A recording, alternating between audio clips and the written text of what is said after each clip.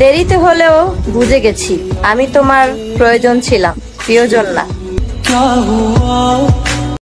আমি তোমাকে কোনোদিন বুঝাইতেই পারলাম না।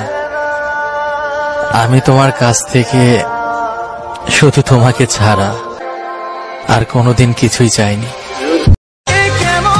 জানরে, জীবন দিয়া ভালোবাসছিলাম, আবেগ দিয়া না।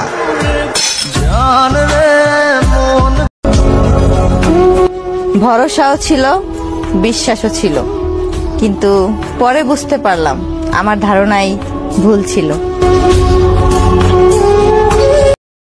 একটা সময় ছিল দিন শেষ হয়ে রাত শেষ হতো, তবু কথা শেষ হতো না।